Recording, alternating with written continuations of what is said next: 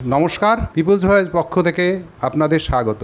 আপনারা সকলেই খেয়াল করেছেন, দেখেছেন, জানেন গত ৩রা জুলাই মোবাইলের মাশুল বৃদ্ধি হচ্ছে ব্যাপক হারে। এবং এখানে একটা সবচেয়ে লক্ষণীয় বিষয় হচ্ছে এটা যে এই সমস্ত মোবাইল সংস্থাগুলো ঐক্যবদ্ধভাবে ঐক্যমত হয়ে এই মাশুলকে বাড়িয়েছে বিপুল হারে। সাধারণ মানুষ আজকে নাভিশ্বাস হচ্ছে। মানুষ আজকে মোবাইলের রিচার্জ করাতে গেলে তার পকেটে টান ধরছে। বিপরীতে এইসব মোবাইল কোম্পানিগুলো এক্স্যাক্টলি ৩৪,৮২৪ কোটি টাকা বছরে নতুন করে ইনকামের রাস্তা করে নিল এর দ্বারা। আমাদের দেশের সাধারণ মানুষের প্রতিদিন আয় কমছে, কারণ কাজের কোনো সুযোগ নেই, ফলে তাদের আয় তলানিতে ঠেকছে। তার বিপরীতে দেখতে পাচ্ছে মূল্যবৃদ্ধি, লাফিয়ে লাফিয়ে জিনিসের দাম বাড়ছে। এরম একটা পরিস্থিতিতে আজকে আবার নতুন করে মোবাইলের মাশুল বৃদ্ধি হলো। ট্রাইয়ের হিসাব অনুসারে ১১৯ কোটি মানুষ মোবাইল ইউজ করে। আজকে মানুষের জীবন জীবিকার সাথে মোবাইল ওতপ্রোতভাবে যুক্ত হয়ে গেছে। কারণ সে যদি আজকে ভাবে দাম বেড়ে গেছে, আমি মোবাইল ছেড়ে দিচ্ছি, কিন্তু দেখা যাবে কি তার জীবন জীবিকায় বিপন্ন হবে।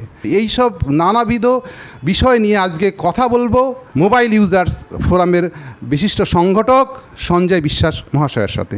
দেখুন উনি কী বলছেন। নির্বাচন যাওয়ার পর অত্যাবশ্যকীয় যে পণ্য তাদের দাম বৃদ্ধি, তার সাথে তাল মিলিয়ে আমরা যে মোবাইল ব্যবহার করি, যেটা আমাদের দৈনন্দিন এখন একটা অঙ্গ হিসাবে পরিচিত, মানে প্রতিদিনের ব্যবহারের জিনিস। এমনকি সকালে আমরা যে রেশন আনতে যাই, বাজারে যাই, অনলাইনে যদি আমরা কোনো কিছু ট্রানজাকশন করি, সেখানেও আমাদের মোবাইলে প্রযোজ্য। সেখানে মোবাইলের এই দাম বৃদ্ধি নিয়ে সাধারণ খেটে খাওয়া মানুষ, প্রান্তিক মানুষদের মধ্যে একটা কমোশন থাকবেই। ফলে এর বিরুদ্ধে আমরা একটা কমোশন দেখতে পাচ্ছি, বিরোধিতা দেখতে পাচ্ছি যে সরকারগুলো নিশ্চুপ। এর বিরুদ্ধে কিছু একটা হওয়া উচিত। আমরা গ্রাহক সংগঠনের পক্ষ থেকে তার বিরুদ্ধে আমরা আমাদের সংগঠনের পক্ষ থেকে সে আন্দোলনেও আমরা আছি। এই যে জিও, আমরা মোবাইল ফোন এখন সবচেয়ে বেশি দাম বাড়িয়েছে জিও, কিন্তু জিও একসময় ফ্রি দিয়েছে সবাইকে, মানে একদম ফ্রি বলতে গেলে সামান্য টাকা নিয়ে শুরু করেছে ওরা। এবং এই যে ভোডাফোন আজকে ধুঁকছে, এ ধোকার পিছনে জিওর ভূমিকা আছে। কারণ এবং শুধু তাই না, তা এয়ারসেল আরও ওরকম 10-12টা কোম্পানি ছিল সেই সময়, সব কোম্পানি একে একে ধসে গেছে পুরো, মানে ধসে গিয়ে বন্ধ করে এখন 3টে কোম্পানিতে দাঁড়িয়েছে প্র্যাকটিক্যালি।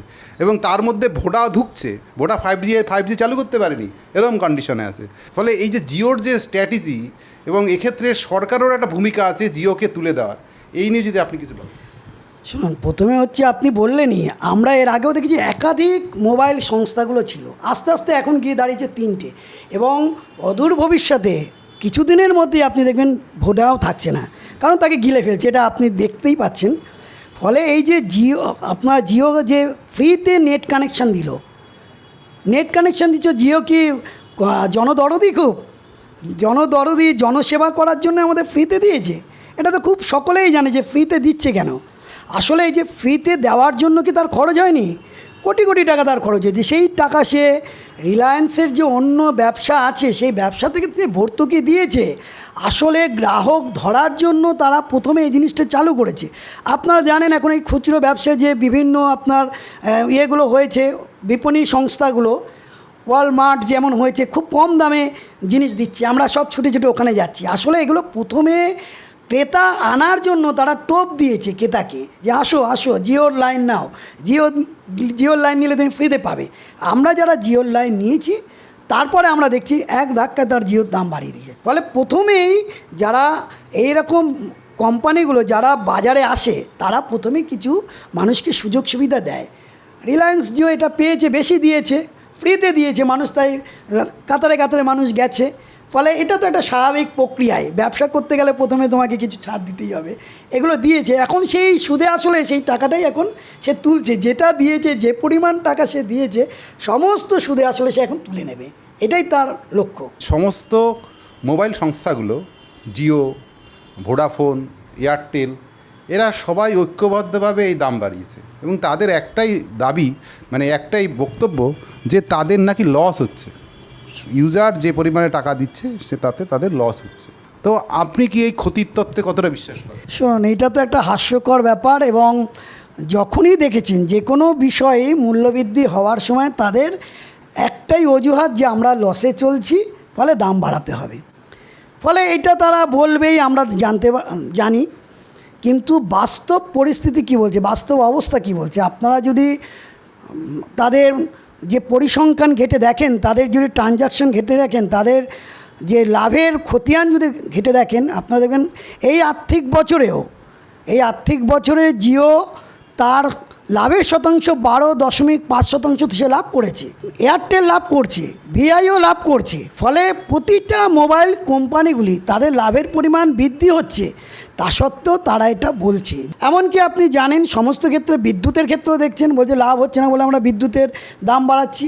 বাস মালিকরা বলছে বাসের যে দাম মানে ভাড়া আমাদের বৃদ্ধি না করলে আমাদের বাস চালাতে পারছি না।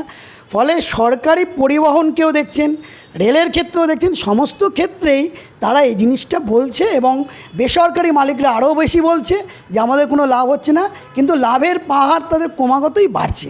এই তত্ত্বটা আমরা মনে করি একবারে ভাওতা, এই তত্ত্বকে মানা কোনোভাবেই সম্ভব নয়। এরা তো দাম বাড়িয়ে গেল প্রায় 30%, মানে ম্যাক্সিমাম 30% অবধি বেড়েছে, এটা মোটামুটি হিসাব। কিন্তু পরিষেবার মান তো ক্রমশ নিচের দিকে নামছে। বিশেষ করে কল কনজেশন বলে একটা অদ্ভুত জিনিস, সেটা হচ্ছে আপনি লাইন ঢুকবেই না, জিওতে বিশেষ করে লাইন ঢোকেই না। হ্যাঁ, আবার দেখবেন কল ড্রপ, আপনি কথা বলতে বলতে এক জায়গায় আপনি 10 বার ফোন করতে হচ্ছে আপনাকে। তাহলে এই যে দিনকে দিন আপনার পরিষেবার মাসুল বাড়াচ্ছে, আবার পরিষেবার মান নিচের দিকে নামছে, এটা আপনি একজন গ্রাহক সংগঠক হিসাবে কীভাবে দেখছেন? আমরা এটা নিয়ে বলেছি, এই যে ট্রাই দপ্তরেও আমরা গিয়েছিলাম, কলকাতা রিজিওনালে অফিসেও গিয়েছি। তাদের বক্তব্য যে আমরা পরিষেবাটাকে খুব ভালো করে দেখছি, বাস্তব সিচুয়েশন তাই নয়। আপনারা জানেন এই পরিষেবা দেখার জন্য এই যে ট্রাই যে দপ্তরটি, এটা ওই সংসদে একটি আইনের মধ্যে দিয়ে এই ট্রাই যে গঠন হয়েছে, এটা telecom regulatory authority of India 1997 এই অ্যাক্টের মধ্যে দিয়ে এই ট্রাই দপ্তরটি গঠিত হয়েছে। এদের হয়েছিল এই কারণে যে শুল্ক নির্ধারণ করা এবং টেলিকম পরিষেবা সেগুলোকে স্বাচ্ছন্দ্যে যাতে তা নিয়ন্ত্রণ করা যায়, সুন্দরভাবে মানুষের কাছে পৌঁছানো যায়, মানুষ ভালো করে এই পরিষেবাটা গ্রহণ করতে পারে, এর জন্য। কিন্তু এদের ভূমিকা আমরা কি দেখছি? এদের কোনো ভূমিকা নেই। এদের ভূমিকা হচ্ছে এই যে রেট বাড়ানো, চার্জ বাড়ছে, সেটাকেই তারা মানে এস্টাবলিশমেন্ট করছে যে হ্যাঁ ঠিকই আছে, ন্যায়সঙ্গত, কিন্তু পরিষেবার দিক দিয়ে তারা এটা কোনো কিছুই করছে না। কিন্তু আমাদের ইউজার্স ফোরামের পক্ষ থেকে আমরা এই বিষয়টাও তুলেছি যে পরিষেবা আমরা পাচ্ছি কোথায়। আচ্ছা, আপনি যেটা বললেন যে ট্রাই একটা মানে আইনের মাধ্যমে তৈরি হয়েছে, এবং ট্রাইয়ের তো একটা অন্যতম একটা উদ্দেশ্য আছে, সেটা হচ্ছে গ্রাহকদের স্বার্থ সুরক্ষিত করা। তো এক লাফে এতটা প্রাইস বাড়িয়ে দিল, মাসুল বাড়িয়ে দিল মোবাইলের, এতে তো ট্রাইয়ের কোনো গ্রাহক স্বার্থ রক্ষিত হলো কি না সেটা কি ট্রাই তো কিছু দেখলো না। এই নিয়ে আপনি কী বলবেন? দেখলো না, এটা তো পরিষ্কার। আসলে এই যে রেগুলেটরিটা দপ্তরটা করেছে, এটা তো স্বার্থ দেখার জন্যই করেছে। আসলে আপনারা সকলেই জানেন এই সমস্ত দপ্তরগুলো আসলে হচ্ছে এগুলো সরকারের যে দৃষ্টিভঙ্গি সেইগুলোকেই তারা এই দপ্তরগুলোকে করে দিয়েছে। সরকারের কোনো ভূমিকা নেই। আসলে সরকারেরই বকলমে, সরকারেরই মুখাপেক্ষী হয়ে এরা চলে এবং সরকারের যে দৃষ্টিভঙ্গি সেগুলোই এরা পরিচালিত করে।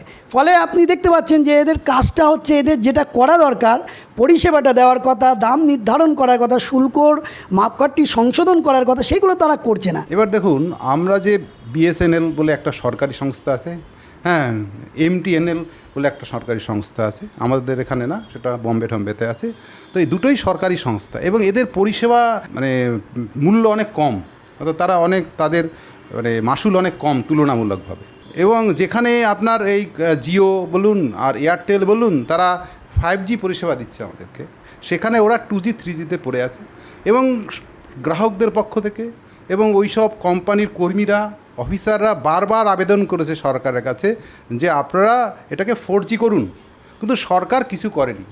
শোনা যাচ্ছে এখন নাকি 4G হবে, হ্যাঁ, সেটা এখন না চলে বিশ্বাস নেই, বুঝতে পেরেছেন। ফলে এরকম একটা পরিস্থিতিতে অভিযোগ যে এই মানে কোম্পানিগুলোকে সরকার ইচ্ছা করেই এগুলোর পিছন থেকে রাশ টানছে, যাতে প্রাইভেট কোম্পানিগুলো মানুষের ঘাড় মটকাতে পারে, এরকম একটা অভিযোগ আছে।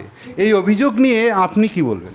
অবশ্যই ঠিকই কথা বলেছেন আপনি, বা আপনার নয়, এটা আমাদের সংগঠন বা আপামর জনসাধারণ কিন্তু একটু ভালো করে যদি পরিষ্কার খোলা চোখে যদি পর্যবেক্ষণ করে, এটা বাস্তবেই তাই বিএসএনএল মতো এত একটা ভালো সংগঠন সংস্থা থাকা সত্ত্বেও কি করে এই যে বেসরকারি মোবাইল সংস্থাগুলো তারা একযোগে দাম বাড়িয়ে গেল, সেখানে বিএসএনএল না বাড়াচ্ছে না, এবং মানুষ যে ঝাঁকে ঝাঁকে বিএসএনএল লাইনের দিকে যাওয়ার কথা সেখানে যাচ্ছে না। শুধুমাত্র আজকের বর্তমান যুগে যে নেট পরিষেবা, এই পরিষেবাটা বিঘ্নিত হয়, এই পরিষেবাটা বিএসএনএলের ক্ষেত্রে আমরা পাচ্ছি না। তাদের 2023 সালে অক্টোবরে বলেছিল আমরা 4G কানেকশান সারা ভারতবর্ষে দিয়ে দেবো, এখনও তারা দিতে পারছে না। ফলে এই যে 4G নেটওয়ার্ক কানেকশান যেটা দেওয়ার কথা তারা দিচ্ছে না। আসলে এটাকে পঙ্গু করে রাখো, যদি পঙ্গু করে রাখো মানুষ তো চাইবে। এখন ক্রমাগত এগিয়ে যাচ্ছে সমস্ত সোশ্যাল মানে মানুষ নেট যুগ এখন, ফলে নেটের জন্য তারা ক্রমাগত চাইছে যে যেখানে ভালো নেট সার্ভিস পাবো আমরা সেই দিকেই যাব। সেই জন্যই তারা দেখছে যে এয়ারটেল বা জিও এই আদার্স যে তারা নেট সার্ভিস দিয়ে 5G কানেকশান পাচ্ছি আমরা সেখানে যাচ্ছি। বাধ্য হয়ে মানুষ কিন্তু যাচ্ছে, মানে বাধ্য হয়েই তাদের ঠেলে দেওয়া হচ্ছে যে তোমরা এই পরিষেবাগুলো বেসরকারি পরিষেবার দিকে যাও, আর বিএসএনএলকে পঙ্গু করে রাখছে। আমরা দেখতে পারি সর্বক্ষেত্রে সমস্ত বিলগ্নীকরণের যে নীতি, এইটাকেও কিন্তু পক্ষান্তরে আপনাদের ভাবতে হবে। এটাও কিন্তু একটা উদ্দেশ্য সরকারের, সরকারি দপ্তরকে যাতে পঙ্গু করে দিয়ে বেসরকারি মালিকরা যাতে ব্যবসা করতে পারে, এইটাও কিন্তু এর ভেতরে একটা গভীর অভিসন্ধি রয়েছে সরকারের, এটা আমরা মনে করি। এইবার আমার কথা যে আপনাদের যে অর্গানাইজেশন মোবাইল ইউজার্স ফোরাম, এটা আপনারা কেন গড়ে তুললেন, কী উদ্দেশ্যে? প্রতিটা সংগঠনই একটা উদ্দেশ্য নিয়ে গড়ে ওঠে এবং তার গড়ে ওঠার একটা স্থানকাল নির্ভর করে, সেই বাস্তব পরিস্থিতিকে নির্ভর করেই একটা সংগঠন গড়ে ওঠে।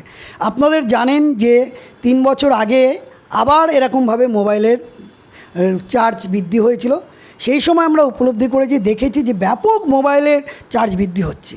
তখন সাধারণ গ্রাহক যারা, মোবাইল ইউজার যারা, তারা আমাদের সঙ্গে আমরা যেহেতু সামাজিক সংগঠনের সঙ্গে সামাজিক কাজের সঙ্গে যুক্ত, আমাদেরকে বলেছেন যে এটা নিয়ে একটা কিছু হওয়া উচিত। আমরা তখনই কিন্তু এই সমস্ত মোবাইল ইউজারদের আমরা সংগঠিত করে আমরা মোবাইল ইউজার ফোরাম গড়ে তুলি। ফলে আমরা মোবাইল ইউজার কমিটিটা গড়েই তুলেছি। এই যে মোবাইলের চার্জ বৃদ্ধির বিরুদ্ধে আগামী দিনে যাতে আরও আমরা আন্দোলনকে সংগঠিত করতে পারি, কোনো নির্দিষ্ট রাজনৈতিক ঝান্ডা নয়, গ্রাহক আমরা সকলেই মোবাইল ইউজ করি, এই মোবাইল ইউজারদের আমরা সংঘবদ্ধ করতে চাইছি।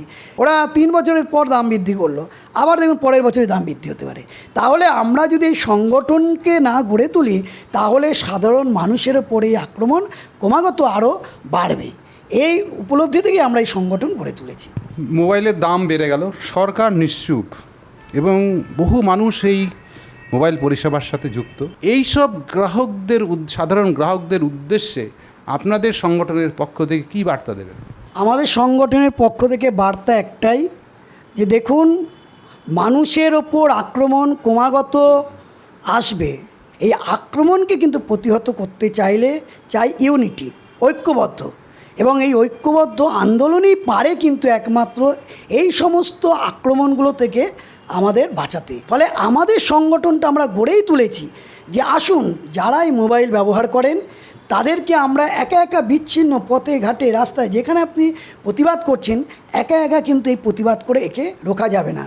কারণ এদেশের বৃহৎ শিল্পপতিদের দ্বারা পরিচালিত মোবাইল কোম্পানিগুলি তারা সংঘবদ্ধ হয়েছে, তারা দলবদ্ধ হয়ে দাম বৃদ্ধি করছে।